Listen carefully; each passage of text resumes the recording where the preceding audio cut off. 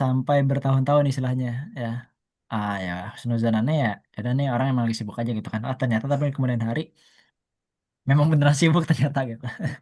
Nah, Ya, hal yang ini yang husnuzonannya dan ya, iya, ada nih orang emang lagi sibuk aja gitu kan. Ternyata tapi kemudian hari, uh, ngedouble ya Teh, ya. eh, Oke. Nah, ya cuma tadi ternyata ya udah kita ya udah berlalu begitu aja, maksudnya mencoba memahami bahwa oh iya ya, aneh kalau misalnya lagi sibuk juga kayaknya nggak, mungkin nggak kepegang gitu. Atau tadi mungkin bahasa orang-orang, oh kalau kamu prioritasnya kamu akan dibalas chatnya misalnya gitu. Oh ya udah berarti memang ini bukan prioritasnya gitu. Nah, hal-hal seperti itu yang di saat bisa coba kita pahamin ya, harusnya membuat kita lebih mudah untuk berempati. Dan kedua, tadi soal ekspektasi. hmm, Ya tadi aneh juga mungkin ente ate lah ya, ada sering dengar juga ekspektasi aneh tuh nggak tinggi sama orang-orang gitu. Bahkan hampir tidak berekspektasi. Maksudnya kayak eh, ya bahasa kasarnya gitu ya. Oh, tiba-tiba kalau ada orang mabuk besoknya jadi imam sholat ya juga, oh ya udah gitu loh gitu. Atau sebaliknya gitu kan, ini guru ngaji ternyata di belakangnya main slot misalnya, oh ya udah juga gitu loh. Maksudnya apa, maksudnya adalah ya kita ya fair-fairan aja lah, kan kita manusia ya gitu, ada dosanya masing-masing dan juga punya dosa sendiri-sendiri gitu kan. Sehingga hmm, untuk menjaga ekspektasi tersebut harusnya nggak tinggi-tinggi banget gitu loh. Atau kalaupun punya memang punya standar, ya remindernya jangan sampai itu dijadikan hukuman ya, atau misalnya judgement ya terhadap orang lain. Cukup tahu aja. Nah itu yang kemudian balik lagi memudahkan Anda untuk berempati menggunakan uh, akal Anda istilahnya gitu ya. Supaya ya karena tadi Anda tidak berperasaan, Anda cuma mendudukkan posisi di ya tadi sebagai ATM misalnya gitu kan.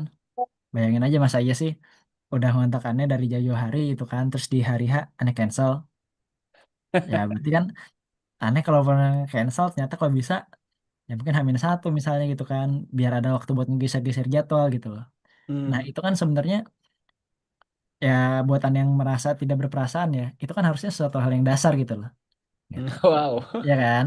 iya. Nah hal-hal itu yang kemudian seiring berjalannya waktu, aneh tanpa perlu menjadikan itu sebagai sesuatu hal yang aneh sadari ya, maksudnya oh kalau aneh cancel sekarang ate kira-kira gimana ya gitu, mungkin dulu aneh masih kayak gitu loh, tapi sekarang Hmm. setelah sedemikian banyaknya kasus seperti itu kan jadi suatu habit, suatu kebiasaan aneh ya gitu. Sehingga ada momen-momen di mana orang-orang rasa, oh aneh orang yang baik dalam tanda kutip itu bisa memposisikan diri atau berempati cukup dalam. Sebagai contoh lagi misalnya, di saat tahu temen lagi radang misalnya, radang tenggorokan gitu ya, ya jangan ente ajak ngobrol terus gitu loh. Nah, ente tahu nih orang lagi radang, terus ente ngajak, gue mau diskusi, ya nggak bisa pak gitu loh. Nah, kenapa ya? Karena ente ngerasain waktu radang mau jadi imam maghrib aja kayaknya berat banget, ya kan? Mau Hmm. jadi imam subuh atau misalnya ngaji keras-kerasnya gak enak banget, apalagi diajak ngobrol gitu. Hmm. Nah, hal yang seperti itu kan di saat kita berusaha ya secara sadar memahami atau mencoba memposisikan diri sebagai yang mengalami hal tersebut, sering dengan waktu, setelah sekian waktu, itu akan jadi kebiasaan kita gitu loh. Nah, makanya balik lagi tadi, empati dari hati, ya menurut Anda sebenarnya dari situ dulu. Hati yang dimaksud apa ya tadi, niat baik gitu. Ya, niat baik jangan sampai uh, ya kita melakukan sesuatu tanpa ada niat yang baik. Apalagi kan innamal amal binniat ya. Ya kalaupun memang kita mau hidup dengan transaksional ke manusia, ya minimal diniatin aja ke situ gitu loh. Kalau emang ternyata kejadian, bisa jadi Allah tadi kasih lewat jalur yang lain. Nah, misalnya tadi, oh aneh pengen bantuin AT terus lah. Jadi kalau misalnya uh, adek aneh punya hajatan, aneh bisa nanya AT, teh jadi sari tilawah ya misalnya gitu kan. Bisa ya bisa aja gitu kan. Nah, tapi kan tadi diniatin yang baiknya baik dulu gitu. Nah, hal-hal sepertinya menurut saya balik lagi ke tadi, empati dari hati dengan ya kalaupun memang tidak berperasaan, ya coba memposisikan diri gitu loh. Ya, mungkin awalan gitu dulu ya Teh ya. Hmm. Jadi gimana cara dari hati itu nggak selalu melulu ente harus jadi orang baik dulu gitu loh. Ente berusaha menjadi orang baik dan moga-moga dibuat jadi orang baik beneran sama Allah gitu. Amin. Nah, ini teman-teman mungkin biar dapat konteksnya ya soal kalimat tidak berperasaan. Karena memang Afif ini termasuk orang yang logis banget. Logis banget. Jadi simple gitu mikirnya. Tak tak tak. Nggak terlalu kan ada yang mungkin lebih apa namanya sifatnya emosional gitu ya. Sifatnya lebih ini cenderung di perasaan. Nah, artinya skill ini sangat bisa ya dilakukan oleh setiap kita gitu. Dan ini memang jadi tadi ya disampaikan sama Afif, nanti jadi tema yang akan sangat ngebantu banyak orang dan terutama juga diri kita sendiri gitu ya. Nah, eh mungkin aku pingin lebih dalam lagi nih, Viv, obrolannya ke konteks mungkin biar lebih relate. Ini kita udah mau Lebaran, nanti kita mau ketemu banyak orang. Bisa jadi ada halal bihalal dengan teman-teman lama atau yang paling paling umum pasti ketemu keluarga lah ya, ketemu keluarga. Nah, gimana eh yang justru ya skill empati ini artinya gimana kita memposisikan diri kita kita bisa berkomunikasi dengan nyaman gitu ya. Nyaman buat orang yang komunikasi sama kita pun dengan kita. Bukan yang dibuat-buat maksudnya gitu. Itu kan akan lebih sulit ketika ternyata udah lama nggak ketemu atau in case sempat ada renggang nih hubungan. Biasa gitu kan. Renggang hubungan itu kayak entah mungkin ada sesuatu, entah mungkin nauzubillah ada konflik. Tapi ternyata momen Lebaran jadi mempertemukan gitu. Nah, ini kan sebenarnya jadi momen untuk membangun kembali silaturahim yang udah agak jauh tadi gitu. Nah, yang menjadi trikinya sebenarnya ketika ini ternyata usianya lebih di atas kita itu gimana kan gitu. Atau yang mungkin seumuran atau yang di bawah kita gitu. Nah, mungkin kita mulai dari yang seumuran atau yang di bawah kita gitu ya, Viv. Gimana ngebangun lagi hubungan silaturahim yang sempat kerenggang sama teman-teman atau orang-orang yang di bawah kita usianya, apalagi ternyata masih keluarga gitu. Eh, tips empatinya terusnya kayak gimana sih? Kadang-kadang malah kayak kesannya dipaksa kayak dibuat-buat kan gitu. Oke, ya mungkin buat disclaimer dulu, Anda Mm, pribadi merasa tidak pernah seperti itu dalam artian mm, bisa jadi yang Anda sampaikan mungkin terlihat lu omong doang gitu, ya bisa jadi ya, ya kan? mm, Karena ya memang Anda tidak pernah berada di hal tersebut.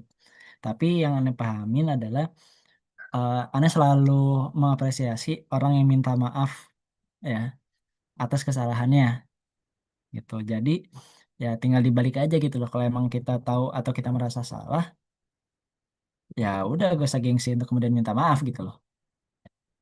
Karena tadi kalau bahasanya renggang kan berarti memang ada problem kan. Gitu. Dan dalam hal ini ya Anda mengasumsikannya kita yang salah gitu. Ya kalau udah gitu ceritanya, ya udah minta maaf aja. Gitu. Ya dimulai dari situ. Apalagi momennya pas, ya kan? Eh, momennya pas, ya momennya buat maaf-maafan kan ya. Gitu. Walaupun sebenarnya kita minta maaf ke penundung lebaran kan gitu. Cuma eh, balik lagi, mungkin dari kita masih banyak gengsinya gitu loh. Ya setidaknya kalaupun memang gengsi, ini mau ada momennya nih buat minta maaf gitu. Ya. Jadi di situ sih yang pertama. Ya, bahwa kita mengakui kesalahan kalau memang kita merasa salah dan memang benar salah gitu. Tuh. Tapi kalau teman-teman merasa tidak salah dan memang merasa tidak perlu minta maaf, ya silakan itu keputusan teman-teman juga gitu. Ya. Karena tadi pada ujungnya eh, ada ungkapan yang dari hati akan sampai ke hati gitu. Ya, ente mungkin kalau teman-teman dulu waktu kita SD ada halal bihalal, kadang kan ada teman-teman kita yang oh kita mau halal bihalal apa sekadar salamannya kayaknya sombong banget cuma kayak gini-gini doang gitu kan. Ya walaupun kan masih anak SD, tapi kan ngerasa kayak lu ngapain sih sombong banget belagu banget gitu. Nah, sama juga gitu. Kalau sekarang udah ada momen untuk ketemu, ada momen buat meminta maaf dan memang merasa maaf ya, merasa salah, ya udah minta maaf aja gitu loh. Nggak usah gengsi lah. Nanti urusan dimaafin atau enggak, ya udah itu urusan belakangan. Mereka mau ngobrol lagi sama kita, syukur kalau enggak juga ya udah mau gimana lagi gitu. Yang lalu biarlah berlalu kan. Jangan sampai tadi minta maaf enggak tapi kepikiran terus, ya kan? Atau udah minta maaf tapi masih gak dimaafin terus tadi kepikiran juga. Ya udah, itu makanya tadi ada bilang di awal ekspektasi ke manusia itu bisa tinggi-tinggi gitu loh. Ya, jangan ada gengsi juga. Dan dibalik lagi ya gitu loh. Memangnya semua orang itu sama kan? Nggak juga. Ya, ada orang-orang yang memang pendendam. Kita fair-fairan aja ada orang seperti itu. Ada orang yang mungkin sangat amat tidak peka sehingga pas ente merasa bersalah orangnya, ah kapan tuh gitu loh. Ya, tapi ya setidaknya balik lagi ke ketenangan hati itu yang kemudian kita coba jaga. Ya, ketenangan hati dari siapa ya? Dari kita gitu. Kita ya tadi niatnya minta maaf bukan supaya orang itu jadi baik sama kita menurut Anda ya. Ya kita minta maaf karena supaya hati kita lebih tenang dan memang kita pantas untuk hidup tenang kan sesederhana hal itu. Tuh. Walaupun tadi balik lagi soal maaf memaafkan ini ya itu udah hak prerogatifnya mereka. Nah, kalau kita mau menarik ke Sirah ya, ya kan ada salah seorang sahabat ya yang membunuh kerabat Nabi ya. Ya, sampai-sampai Nabi itu di saat orang tersebut mualaf ya, Nabi itu sampai ya gue maafin gitu loh. Ya kalau lebih bahasanya ya, gue maafin tapi lu jangan lewat depan gue ya gitu. Nah sekarang ini kita minta maaf bukan sama Nabi, sama manusia yang lebih banyak salahnya lagi, terus kita merasa berhak untuk dimaafin. Kan kayaknya gimana ya gitu loh. Gitu. Atau mungkin tadi ya syukur-syukur dimaafin tapi ya udah lu balikan langsung pulang. Oh ya udah kita mau gimana lagi gitu. Nah itu yang aneh rasa eh, kalau memang case seperti itu ya ya udah diberi maaf dan kedua jangan berekspektasi atau apalagi gengsi ya gue udah minta maaf tapi dia gak mau maafin gue ya lo siapa ya gitu loh. Nah hal-hal yang gitu harus dipahami mungkin di situ dulu sih teh ya.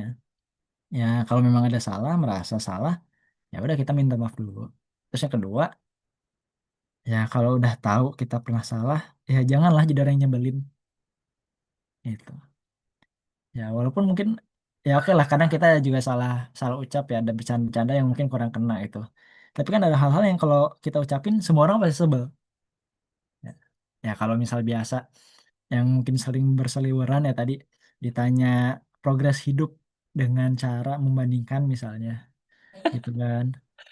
Ya, ente kapan nikah gitu kan? Oh ente masih nganggur. Kan kayaknya gimana gitu ya. Ya, bisa diparafrase dengan gimana rencana hidup misalnya kan. Atau ya tadi gue mau bantu cariin lu nih misalnya gitu kan. Ya kamu masih nyari kerja ya gitu kan. Kan beda dengan cara "Lu masih nganggur loh gitu. Ya, parafrase hal tersebut yang ya mungkin niatnya sama tapi cara tersebut yang bisa kita perbaikin.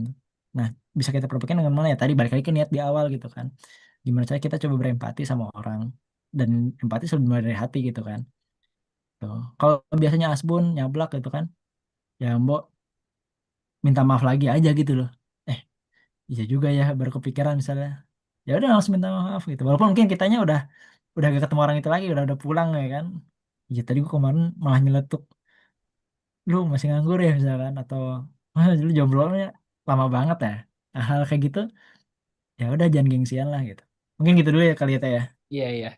Menarik. Tapi Pip, ini kalau misalnya kita coba eh, kaitkan relate, kan kadang-kadang kita di posisi justru dalam tanda kutip ya, bukan sebagai pelaku, tapi sebagai yang ditanya gitu maksudnya. Kayak kita yang ditanya, misalnya tentang progres membandingkan.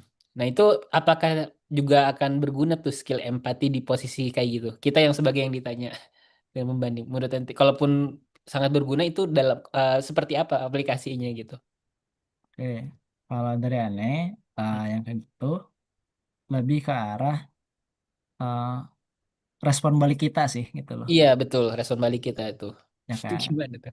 kayak tadi maksudnya kalau memang kita makanya balik lagi ke awal di saat kita mencoba niat baik untuk berempati ya tadi mungkin misalnya oh kita bisa coba husnuzon kan oh mungkin ya emang ini para om tante atau para saudara atau para sepupu ini gak ngerti cara basa-basi yang tidak menyakiti hati misalnya gitu kan atau tadi ya mungkin mereka memang beneran mau tahu gitu mau peduli gitu loh cuma tadi di lingkungan mereka yang muncul pertanyaan-pertanyaannya seperti itu gitu loh ya kayak tadi misalnya kan kamu masih belum lulus kuliahnya gitu kan.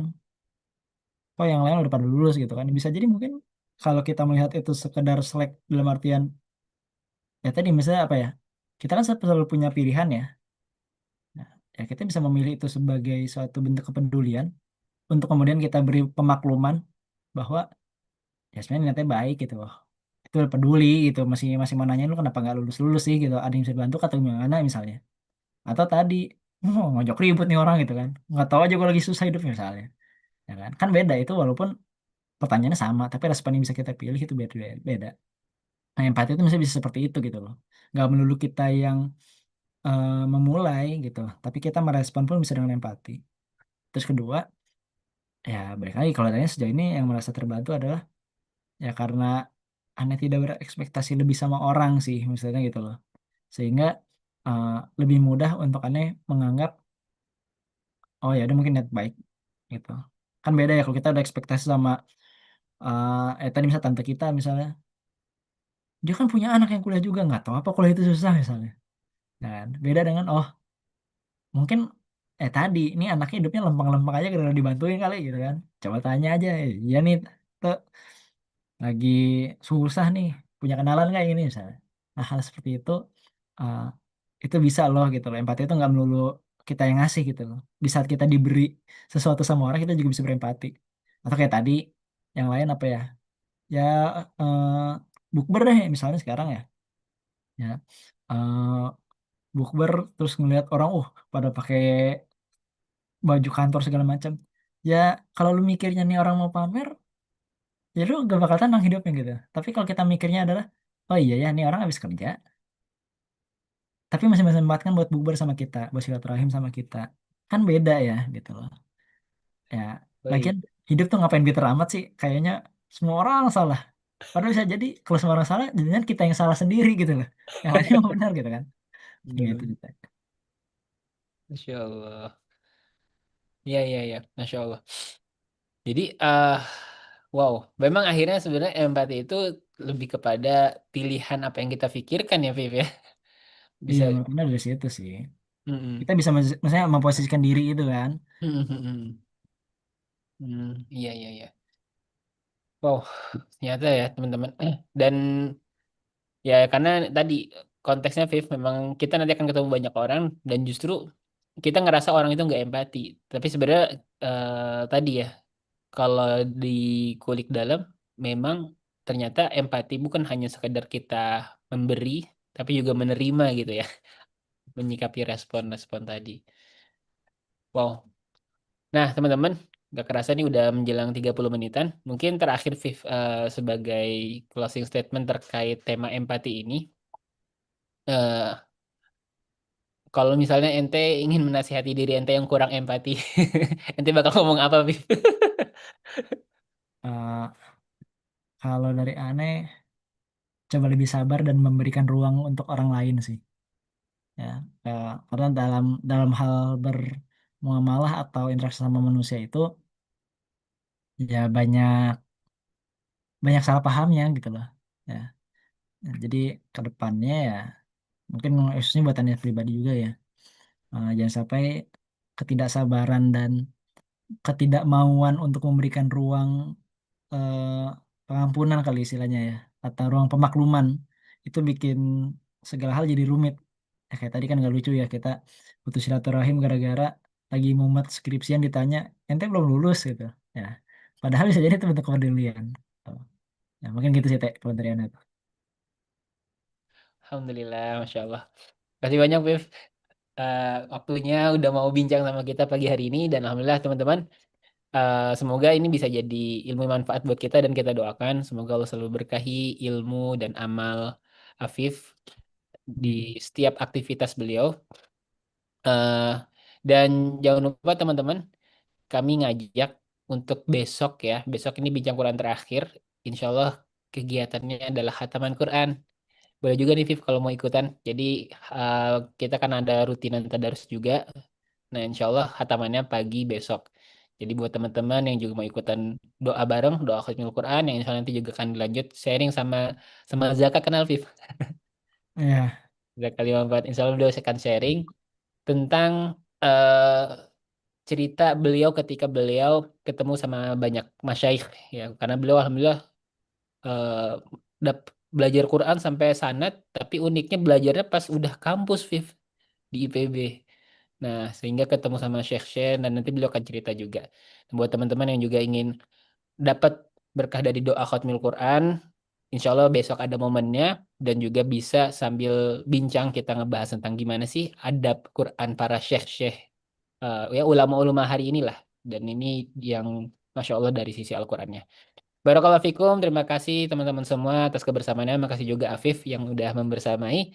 Kita cukupkan dengan doa akhir majelis. Subhanakallahumma bihamdik. Asyhadu an la ilaha illa anta. Astagfiruka wa atubu ilaik. Kurang lebihnya mohon maaf. Wassalamualaikum warahmatullahi wabarakatuh. Sampai jumpa di Waalaikumsalam warahmatullahi Bincang Quran wabarakatuh. selanjutnya. Thank you.